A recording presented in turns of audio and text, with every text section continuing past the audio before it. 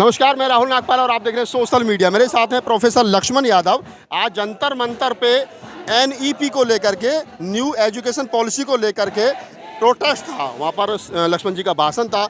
बहुत सारे लोग हैं, गांव देहात में रहते हैं, जिनको ये मालूम ही नहीं कि नई शिक्षा नीति है क्या। सर, थोड़ा सा अगर आसान शब्दों में बता सको कि नई शिक्षा नीति 2020 क्या है, ताकि गांव देहात में खेत खलिहान में काम करने वाला SC ST OBC माइनॉरिटी जो बहुजन समाज है वो समझ सके कि आखिर समस्या क्या है। देखिए, नई शिक्षा नीति को आसान भाषा में एक लाइन में बोला जाए तो पहले स्कूल, कॉलेज और विश्वविद्यालय खोलना, लोगों को शिक्षा देना, गरीब, कमज़ोर, मजलूम सब पढ़ सकें, निःशुल्क और गुणवत्तापूर्ण शिक्षा मिले, जिससे जीवन बदल सके, लोगों की पीढ़ियां बदलें, आगे बढ़ें, वो सब अब ख़त्म हो गया है।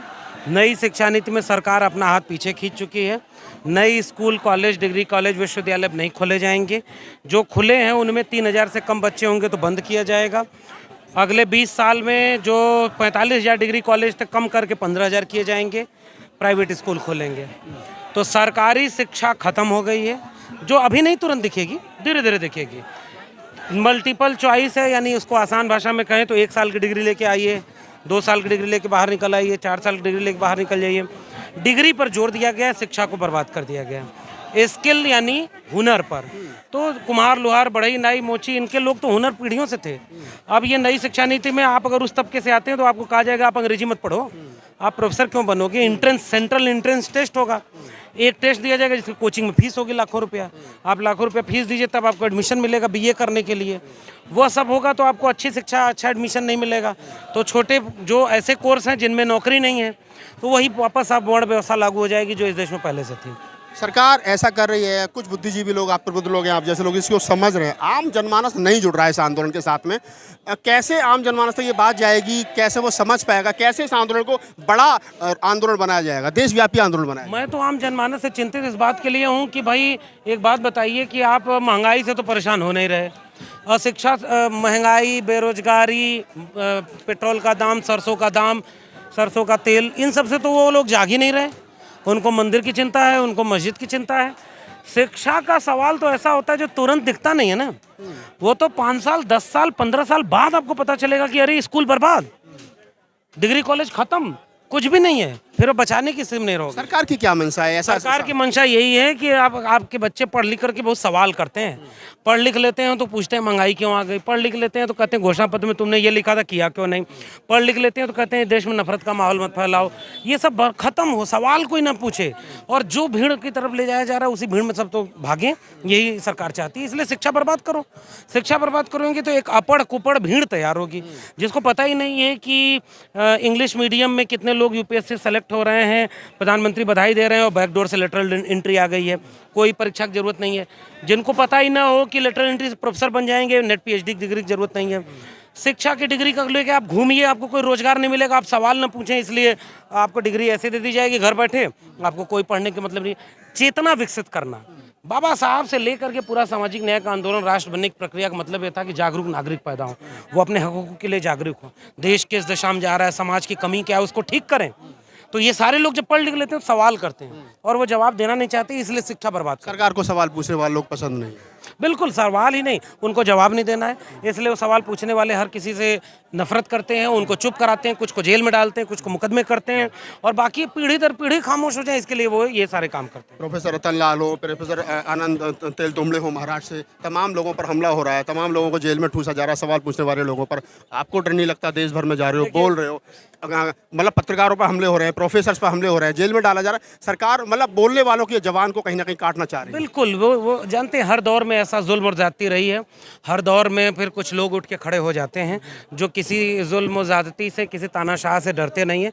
दुनिया भर का इतिहास रहा है, भारत का भी इतिहास रहा है, बहुत लंबा इतिहास रहा है। कबीर भी अपने दौर में बोले तो अकेले थे, डरते थे, डरना चाहिए था, चुप हो जाते। रैदास को चुप हो जाना चाहिए था, भगत सिंह को चुप हो जाना चाहिए था, बाबा साहब को, फूले को चुप हो जाना चाहिए था। हम लोग की विरासत वो नहीं है कि डर जाएं, खामोश हो जाएं। हम लोग को ये लगता है कि अगर आप वाकई ईमानदार हैं, जागरूक हैं, अपने सवाल, अपने वजूद, अपने वर्तमान को समझते जानते हैं तो आप बोलिए, इसलिए क्योंकि आप बोलने के मौके पर हैं। आप अगर खामोश हो जाएंगे तो फिर आने वाली पीढ़ियां आपको माफ़ नहीं करेंगे। लेकिन सर कैसे बदलाव आएगा? ओबीसी समाज ने तो हिंदू राष्ट्र बनाने का ठेका लिया है। नहीं, ये सवाल बिल्कुल बेकार सवाल है कि ओबीसी ठेका लिया है, क्योंकि दलितों में भी बहुत बड़ा तबका ऐसा है जो संघ में जा रहा है और बीजेपी के सरकार के साथ है। आप कह रहे हैं कि चेतना नहीं, पूरी बात सुनिए ना, अभी पहले बहुत कठिन सवाल आपने किया। इस सवाल से होता क्या है ना कि फिर हमने पूरे ओबीसी को ढकेल दिया संघ के खेमे में। ऐसा नहीं करना चाहिए। हमें ये करना चाहिए कि जो संघी है, जो आरएसएस की दिशा में जा रहा है, उनको चिन्हित किए। जैसे रामदास अठावले कौन है, रामविलास पासवान कौन थे, तमाम जो 12 सांसद विधायक बनाए गए, कैबिनेट मिनिस्टर बनाए गए आदिवासी दलित थे। राष्ट्रपति रामनाथ कोविंद कौन है। इसलिए केवल ओबीसी को टारगेट मत करिए। हाँ, होना क्या चाहिए कि ओबीसी की आबादी ज़्यादा है, ओबीसी 50% लगभग है मंडल कमीशन की रिपोर्ट में, ओबीसी की जिम्मेदारी ज़्यादा है, लेकिन ओबीसी को धर्म के नाम पर उतना अछूत कभी नहीं बनाया रखा गया। इसलिए ओबीसी दलित की तरह उस तरह से धर्म को लेकर नहीं सोचता है। ओबीसी क्या सोचता है, उसके पास अपना एक धार्मिक प्रणाली है, उसके पास कृषक चेतना है। ओबीसी को हमें ये समझाना है कि भाई तुम भी अगर हिंदू थे तो तुम्हारे प्रोफेसर, तुम्हारे वकील, तुम्हारे डॉक्टर, तुम्हारे इंजीनियर क्यों नहीं बने। मैं जो कहता हूँ सवाल, मेरा समझाने का तरीका ये होता है कि 2019 तक इस देश के केंद्रीय विश्वविद्यालयों में 45 केंद्रीय विश्वविद्यालयों में 0 प्रोफेसर ओबीसी के क्यों थे। अगर ओबीसी हिंदू है तो तुम्हारे जज क्यों नहीं है, तुम्हारा जमीन पे मालिकाना हक क्यों नहीं है। इस तरह से हम उनको जागरूक करेंगे। हमें इस समय एक बड़ी एका बनाने की जरूरत है। जो दलित भी भटक करके संघ की शाखा में जा रहा है, उससे भी कहते हैं कि बाबा साहब को पढ़ो, आप उनको अपमानित मत करो। वहां भी जाके जय भीम बोल रहे हैं और वही लोग तो लिवा के जा रहे हैं मोदी को, जो बाबा साहब की मूर्ति पर माला भी पहना रहे हैं। मोदी बोल रहे हैं कि बुद्ध न होते, बाबा साहब न होते तो मैं प्रधानमंत्री न बनता। तो इतना बड़ा धोखा तो सामाजिक न्याय को ये सारे लोग दे रहे हैं। हमारा काम ये होना चाहिए कि जो हमारी भूमिका है, लोगों को ये समझाएं कि भाई आप अगर हिंदू बनोगे तो आपको हिंदू मुस्लिम मंदिर मस्जिद इन सब के नाम पर केवल बरगला करके आपके बच्चों का भविष्य बर्बाद किया जाएगा। इसलिए ओबीसी को ये समझाना है कि तुम खुद सोच के देखो ना कि अगर ओबीसी हिंदू है तो प्रोफेसर, डॉक्टर, इंजीनियर, जमीनों का मालिकाना हक क्यों नहीं है।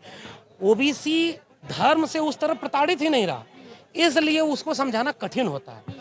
इसलिए वहाँ पर जो है बात, अच्छा धार्मिक की बात है, ओबीसी को कहा जाता है कि तुम छत्री बन गए हैं। तो भाई मगध वंश किसका था, मौर्य वंश किसका था, पाल वंश किसका था, गुर्जर प्रतिहार कौन थे, ये सब शासक लोग थे।